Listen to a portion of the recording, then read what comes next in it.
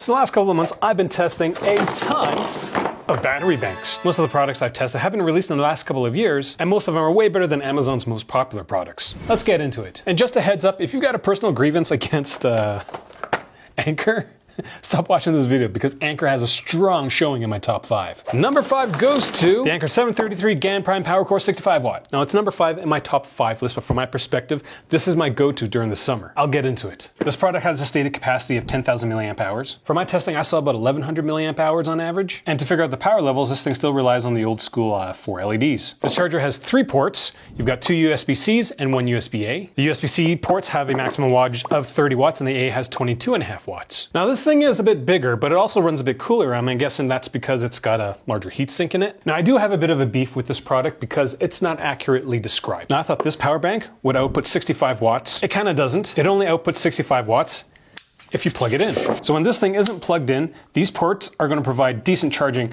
for an iPhone, but anything bigger like an iPad or a laptop is going to suffer with this battery pack. But if all you're looking is just to charge a phone and a small iPad, this thing will do just fine. Now the one reason why I say I'm going to bring this on all of my summer vacations is because you can plug it in. Instead of hauling a charger and a battery bank on vacation, I'm just going to haul this thing. Another thing I do like about this product is that because this thing's always going to be plugged in, because I'm going to be using it to charge everything else, the battery is always going to be topped off. I don't know about you guys, but whenever I'm looking for a battery pack, there's a good chance it's not charged. But with this thing, being able to plug it into the socket, I will not have that problem. Now the biggest downside with this product is the price. How much is it, Monty? That is almost twice as much as the average price of all the battery banks that I've tested. But at the end of the day, you do get what you pay for with this product. Number 4 goes to the INEO 60 watt 20K power bank. Now this is the first 20K milliamp hour battery bank in my video, and unlike the number 5 pick, it actually outputs 65 watts. So this battery bank is going to do well when you're doing MacBook stuff. If you're wanting 20K, will get you a full charge on a MacBook Pro. This battery bank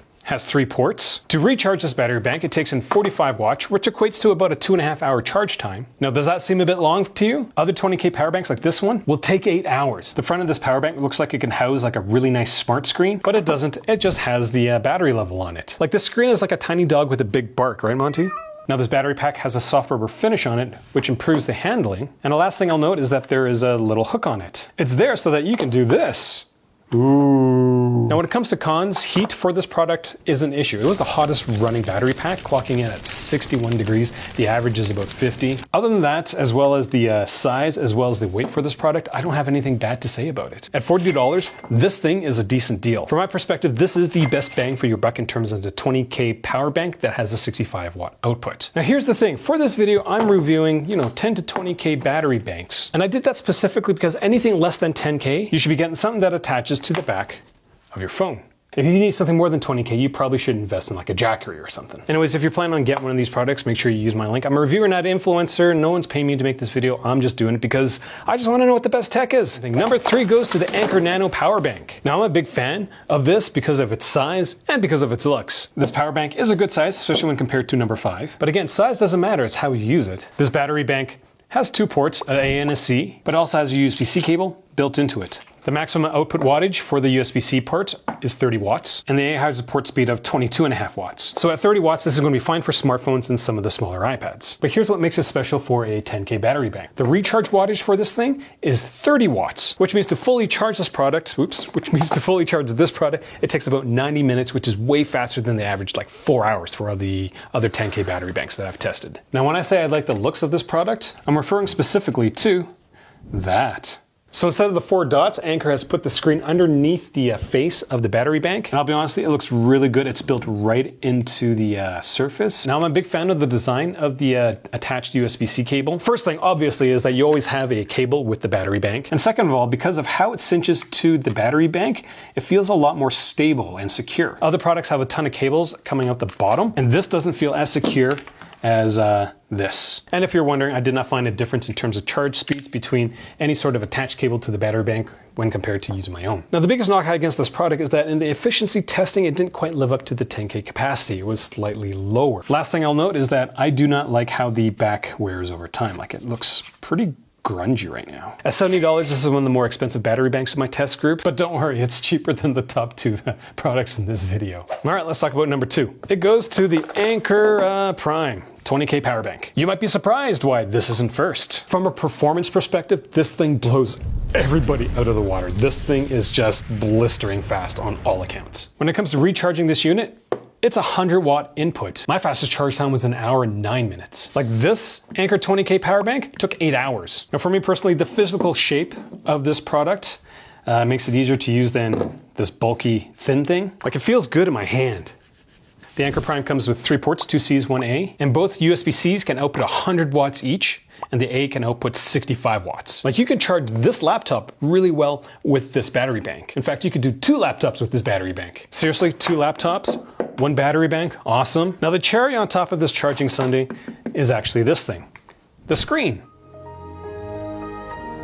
This thing will tell you how much longer you have to charge when it's recharging. And if you plug it into something like a laptop, it's going to tell you the draw as well as the time remaining in the battery bank. To me, that's really cool, but the truth of the matter is that all this extra info is kind of useless. Because the majority of us, like Monty and I, just want to know how much power is left in the bank, and we just want to know if it's full or not. But this is pretty cool, I won't lie. Let's talk about some of the pitfalls. In doing my efficiency calculations, this thing actually did really poorly. Anker says that it's a 20K power bank, and on average, I only noticed about 18.5 going into it, which is a notable difference. Again, I don't know what parts of the entire charging process is inefficient. All I know is that it doesn't fully take in 20K. But it does charge incredibly fast, so that kind of almost doesn't matter. This power bank weighs a whopping 536 grams, which is the heaviest charger in my group. Here's the final kick in the pants for this product. You're paying $150 to charge your devices at 100 watts. That's like the cost of groceries for a week for my family. And if you want to add insult to injury, you can spend another $70 to get the charging base for it. So to get the most out of this product, you have to spend $220.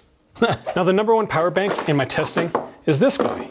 It's the Ugreen 100-watt fast charge power bank, and this was kind of surprising to me because I thought this was going to be number 1, not this. But apparently when you're a reviewer, not an influencer, and you score things based on numbers and logic and not the amount of money a company pays you to say good things about their product, you actually get the best product. This battery bank has a capacity of 20,000 milliamp hours, and when it came to my efficiency test, it came to 20,000 milliamp hours. That doesn't happen very often. It has 3 ports, 2 Cs and 1 A, with one of the Cs producing 100 watts of output, 1 C producing 30, and the A producing 22.5. When it comes to recharging this battery bank, it charges at 65 watts, and if you're wondering the time difference between this thing and this thing, it's about 30 minutes. Ugreen says there's a smart LED display. There's nothing special about it. It also has this weird phrase, more than power, and then an arrow pointing to the power button.